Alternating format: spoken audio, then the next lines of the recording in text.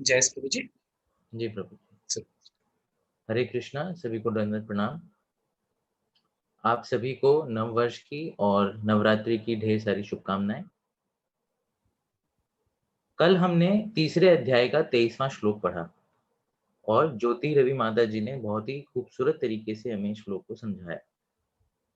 माता जी ने हमें दो बहुत महत्वपूर्ण बातें बताई। पहला, निरंतरता। दूसरा, अनुशासित जीवन जीना। उन्होंने हमें यह बताया कि पशु पक्षी अपना निरंतर कर्म करते रहते हैं। भगवान हमें इस श्लोक के माध्यम से बता रहे हैं कि हमें निरंतर कर्म करते रहना चाहिए, लेकिन हम हर कार्य में मानसिक चिंता करते रहते हैं क्योंकि हम हर चीज को भगवान की मर्जी नहीं समझते। और जब हम ऐसा नहीं समझते तो फिर हमें तरह तरह की बीमारियां लग जाती हैं। हमें मालिक ना बन के भगवान का दास बन जाना चाहिए, तभी हम टेंशन फ्री हो सकेंगे। भगवान कृष्ण निरंतर कर्म करते रहते हैं क्योंकि वो अगर कर्म नहीं करेंगे तो तब उनको सब जो फॉलो करेंगे वो भी कर्म नहीं करेंगे, तो दुनिया में उथल पुथल मच जाएगी। आगे माता जी ने हमें यह बताया कि अनुशासित जीवन जीना कैसे पड़ेगा। अनुशासित जीवन जीना कौन जीना चाहता है, और उन सबको अनुशासित जीवन जीना चाहिए जो उच्च पद पर आसीन हैं, जो रिस्पॉन्सिबल पोजीशंस होल्ड करते हैं। क्यों? यथा राजा तथा प्रजा, यानी कि जैसा राजा वैसी होगी उसकी प्रजा। उन्होंने एक एग्जाम्पल के माध्यम से ये बताया कि महाराज प्रहलाद ही अपने पिता को फॉलो नहीं करते थे क्योंकि वह महाराज प्रहलाद वो भक्त थे। उन्होंने जगह जगह मंदिर बनाए जिसकी वजह से कई असुर भी भक्ति करने लगे। आगे सीमा माता जी ने श्लोक को एक्सप्लेन करते हुए हमें यह समझाया कि हमें धर्म के अनुसार कार्य करना है, वो हमारा कर्तव्य है।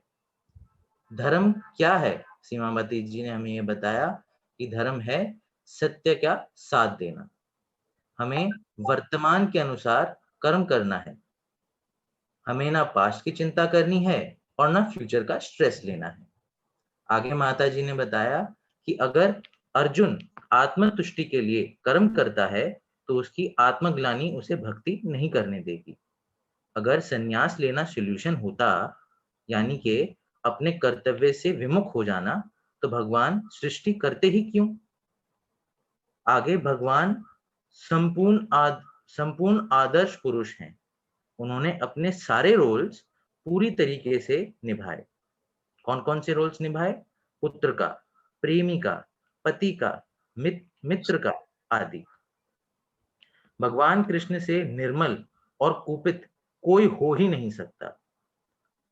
माता जी ने एक बहुत ही सुंदर एग्जाम्पल दिया कि जब तक भगवान वृंदावन में रहे तब तक पूरी तरह वृंदावन वासियों के होके रहे, लेकिन जब उन्होंने वृंदावन छोड़ा तब वे कभी वापस नहीं गए।